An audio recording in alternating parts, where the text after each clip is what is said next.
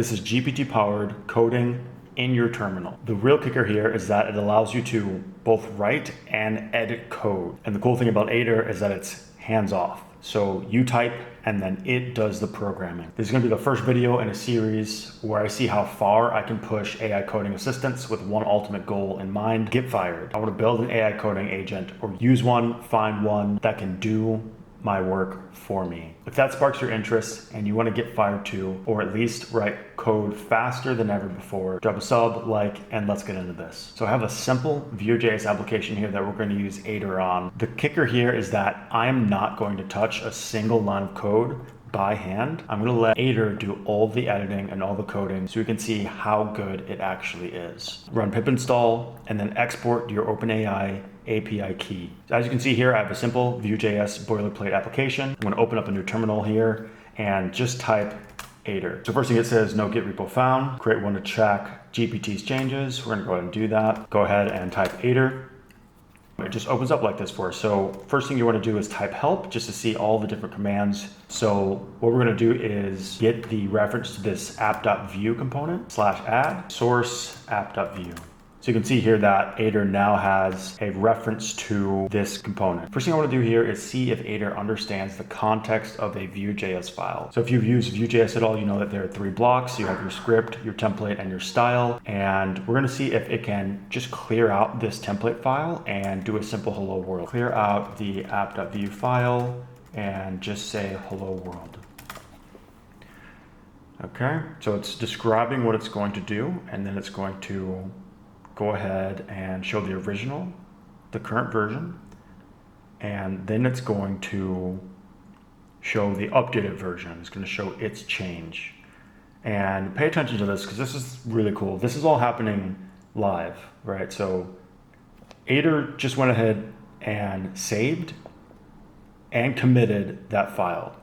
So, I have my server running here, with hot reload running. AIDER just saved everything, right? It's done. All I did was type in natural language. So far, so good. Let's see if we can push this a little further. Increase the font size to 24 pixels.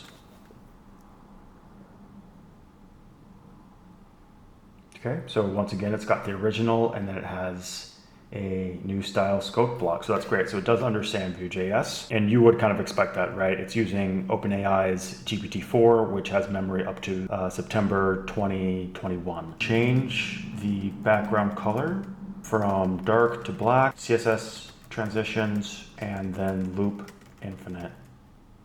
Let's see how it does there. Okay, so once again, we're going to update the app.vue.js file, and let's see if it gets the CSS transition right.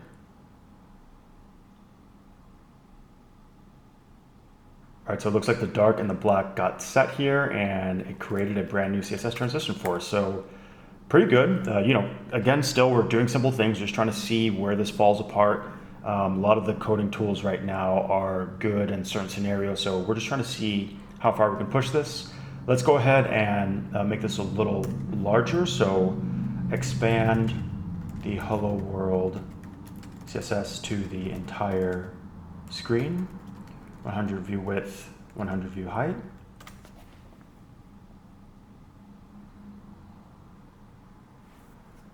Okay, so one thing that it did get wrong is that it's not looping back and forth. Let's see if we can go from dark to black, back to dark, and then let the repeat infinite kick in. Update the color change to be smooth. Go from dark to black, back to dark. Okay, nice. So that's great. Looks like it got it. And again, like my favorite thing about this is that it just auto saves, it auto commits, it does it. And it looks like this is working. So, it got the 0, 50, 100% using the CSS animations. This is how you would do that if you're going to do it yourself. So nice to see that that's working out. I want to get rid of this border here. The Vue.js starter template always comes with a style.css file with just a bunch of, starter CSS. So what I'm going to do is hit /add. I believe this is in source style.css. So we're going to add this new file. And then we're going to look at one more additional command that AIDER has, which is the /tokens. So you can see here how many tokens you're using actively. And you can see a lot of that is just coming from the chat history. So what I'm going to do here is just clear my chat history to keep my GPT costs down. We are using GPT-4. So I'm going to hit /clear and then /tokens again. And you can see that the total tokens are now just basically based on system messages and the two files that I have. What I'm going to do next is update the style.css to remove padding and margin. Remove padding and margin from all DOM elements. This is really great. So you can see kind of the flow, right? You have files, you add and remove files, you run natural language commands, AIDER runs the updates, you review the updates, make sure that they're right, and then you watch your token usage and basically repeat. Let's go ahead and take a look here. It looks like something went wrong. I still have this border here at the side of my screen, so I want to get rid of that. Let's look at all the margins. Remove all padding from style.css. Set them to 0. Okay, great. So it looks like that worked. So now we have this nice slow fading background. Let me go ahead and speed up that background transition. Speed up the background 10 seconds. So as you can see, now we have our file background color changing quite a bit faster. Feels a little more natural, good pacing. People will notice this a little faster on your homepage, website, wherever. Add text color is black, the text is white. Just being super explicit there. All right, so it looks like it's adding another CSS animation with the color. Awesome, and then that just saved just like that, right? So let's go ahead and jump back to the file. We still have our template, and it's just adding and modifying the CSS as exactly we're saying. So AIDER's doing a really great job. It's being really precise. Of course, underneath AIDER, it's all about GPT, right? It's actually GPT-4 doing this, but AIDER is a really great developer-based tool to interface and modify your code backed by GPT-4, right? That's the real magic. It's how do you orchestrate GPT? How do you make it useful? Huge shout out to AIDER and the engineers building it. It is so far the best AI programming assistant tool that I have used. What can we do next? Go ahead and try to build out a tri-state switch component. So you've all seen a switch component. It's a Boolean component where you turn it off and on, but I want to build a tri-state component and see if AIDER can pull it off. So /add source components try switch.vue. It's going to ask if you want to create the file. I do. And now it's added it to its memory here. If you do /s, you can see all the files in your chat. So /tokens, just check on our token count. Cool. Now what I want to do is update the try switch, act like a regular switcher where we toggle between, but instead of 2, we toggle through 3 states. A prop called options, make the switcher transition when changing states, and set the state as text on the switcher. Let's try that. Let's see what it does here. So there's some detail here, right? It's a little different. You don't usually build tri-state components. It's kind of weird, kind of different. So let's see how it does. All right, so it's using the old object-based API. Okay, so it looks like it added that. Let's go ahead and ask it to add the try-switch component to app.vue. Add the component to app.vue.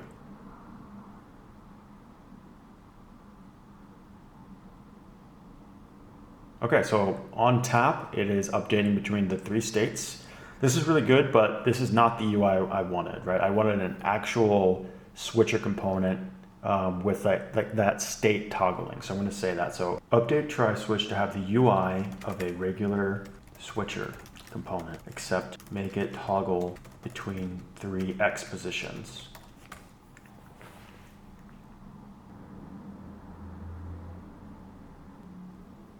Okay, this is really good. Nice.